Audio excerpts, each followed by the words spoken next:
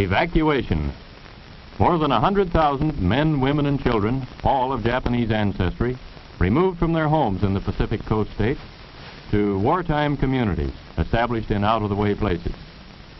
Their evacuation did not imply individual disloyalty, but was ordered to reduce a military hazard at a time when danger of invasion was great. Two-thirds of the evacuees are American citizens by right of birth. The rest are their Japanese-born parents and grandparents. The people are not under suspicion.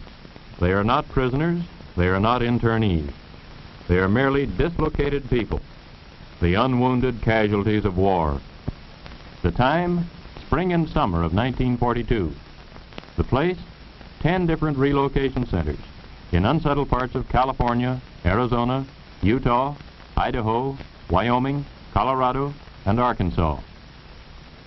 The relocation centers are supervised by the War Relocation Authority, which assumed responsibility for the people after they had been evacuated and cared for temporarily by the Army. A relocation center, housing from 7,000 to 18,000 people. Barrack-type buildings divided into compartments. 12 or 14 residence buildings to a block. Each block provided with a mess hall, bathhouse, laundry building, and recreation hall. About 300 people to a block. The entire community bounded by a wire fence and guarded by military police, symbols of the military nature of the evacuation. Each family, upon arrival at a relocation center, was assigned to a single-room compartment, about 20 by 25 feet. Barren, unattractive. A stove, a light bulb, cots, mattresses, and blankets. Those were the things provided by the government. The family's own furniture was in storage on the West Coast.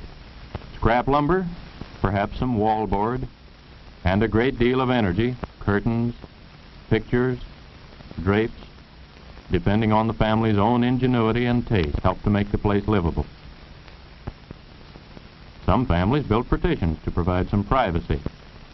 Others took what they received and made the best of it. The 300 or so residents of each block eat in a mess hall, cafeteria style. Rough wooden tables with attached benches. The food is nourishing but simple. A maximum of 45 cents a day per person is allowed for food, and the actual cost is considerably less than this, for an increasing amount of the food is produced at the centers. A combination of Oriental dishes to meet the tastes of the Issei, born in Japan, and of American-type dishes to satisfy the Nisei, born in America. Lands that had never been occupied or farmed were chosen for most of the relocation centers. Most of the land was covered with desert growth, or with timber in the case of the Arkansas centers. It had to be cleared before farming could start. Then it had to be leveled, and irrigation ditches laid out, or rebuilt, in order that the people could produce a part of their own food. Then came the plowing and preparation of the soil and planting. A few of the centers had crops in 1942. In 1943, all of them. About half of the evacuated people were farm folk, skilled producers of vegetables, fruits, and other crops. They had made desert lands productive before, and around the relocation centers they could and did do it again by the application of hard work and water for irrigation. At the two centers in Arkansas, they have introduced Western-type irrigation and succeeded in producing vegetables in the heat of midsummer, when ordinary production methods are not successful. Tomatoes, peppers, cucumbers, corn, melons, and many other crops have been grown on land that a year or 2 years ago was unproductive. Food production is aimed at self-support for the relocation centers. It does not go onto the open market. From the fields, it goes to the center warehouse. From there, it may go to the kitchens, or it may be shipped to other centers. The Arizona centers are most productive in winter. The others produce only in summer or fall, so vegetable crops are exchanged. Besides the workers engaged in farming, it takes many others to handle food in the warehouses, in transportation, in the kitchens. To keep the rolling equipment, trucks, cars, and tractors in operation, it takes mechanics and machinists. Water mains have to be laid and repaired. Roads, sanitation systems, and buildings have to be maintained. At the Arkansas centers, the land is covered with trees, and the clearing process provides lumber for construction and firewood for heating. Those who work are paid. Wages by outside standards are low. $12 a month for beginners, $16 a month for most of the workers, and $19 for professional people such as doctors and others on skilled or difficult work. The workers also receive a small cash allowance for clothing. The money received as wages lets an evacuee buy the things he needs, which are not provided by the government. But most have had to draw on their savings to live as they would like to. In each center, a cooperative business association operates stores which handle clothing, toilet articles, and the merchandise which would be needed in any community. The co-ops also run barber shops, beauty parlors, shoe repair shops, and other services for the community. When the school bell rings, it's a signal for these students at Hart Mountain in Wyoming to change classes. The school curriculum meets the standard of the state where the center is located. Mathematics, American history, geography, the fundamentals of an American education. This is a class in mathematics. And a rhythm class of 5th grade pupils. In the modern school, many subjects are added to reading, writing, and arithmetic as part of the schoolwork. Some of the teachers are Caucasian. Some are evacuees, Americans of Japanese ancestry. The first graders in this class, taught by an evacuee teacher, are making colored drawings which will decorate the walls of their barrack building classroom. The same kind of beautifully clumsy drawings that can be found in almost any first grade room. In the high schools, vocational training gets plenty of attention. Scientific farming, studied in school and in the field. And older boys are learning trades. They use them first as part of the regular work of the relocation center, as welders, mechanics, machinists. Frequently, learning to do the necessary jobs in a relocation center have led to better jobs outside. Health protection is part of the obligation assumed by the government. Evacuee doctors and nurses serve in the hospital under the supervision of Caucasians. Dentists, oculists, and pharmacists also. The Japanese professional men and women, most of them American citizens, had their own practices on the West Coast before evacuation. Many of them now are in the Army Medical Corps, and others have replaced doctors and other health workers in communities outside the centers. The health service in relocation centers, in proportion to population, is about like that of any other American community in wartime, barely adequate. The evacuees have a form of community self-government which aids the appointed officials in administration of the community. A community council of evacuees is elected to make rules and regulations. Anyone 18 years old or older is eligible to vote in the elections, which are carried on in the democratic manner. A judicial commission sits in judgment on minor offenses. Attorneys among the evacuees represent the prosecution and the defense. A serious crime would be tried in the regular courts outside the center. The crime rate among people of Japanese ancestry in the United States always has been extremely low, and this has proved to be the case in the centers. After working hours, over weekends, a relocation center is the scene of baseball and softball games by the dozen. The teams are counted by the hundreds. The evacuees have provided practically all of their own equipment, for little government money has been spent for strictly recreational purposes.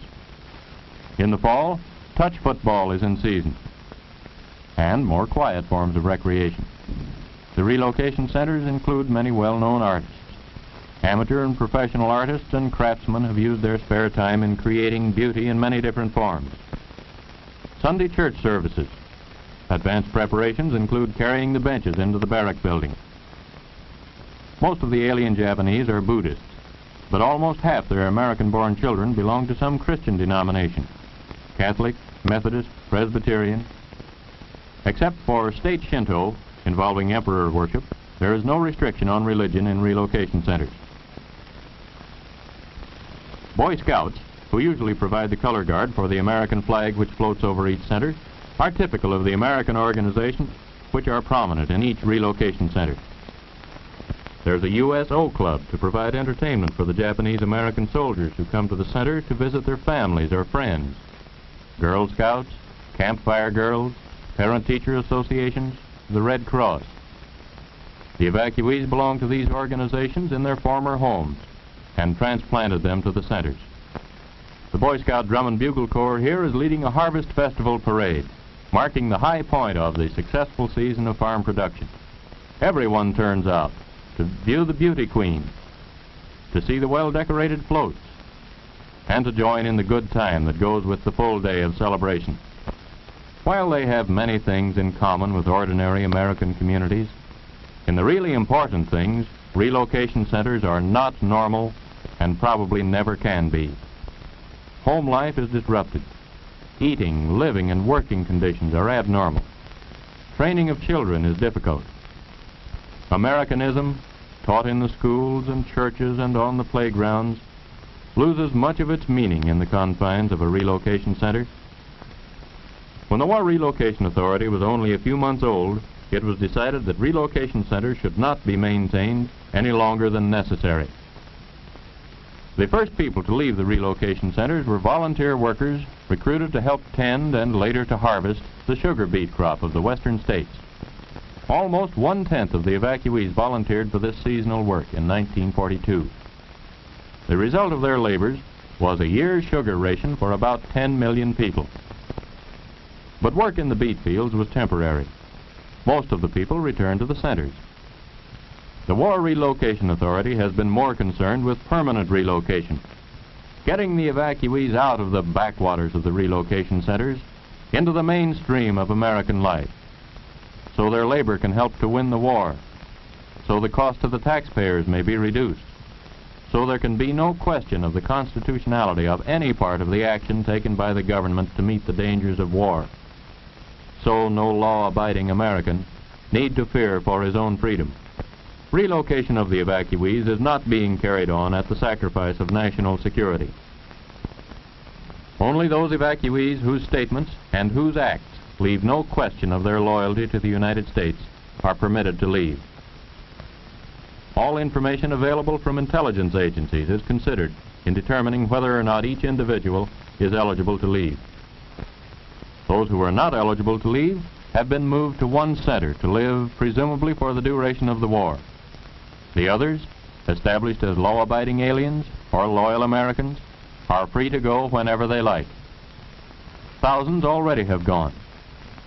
Here are a few of them.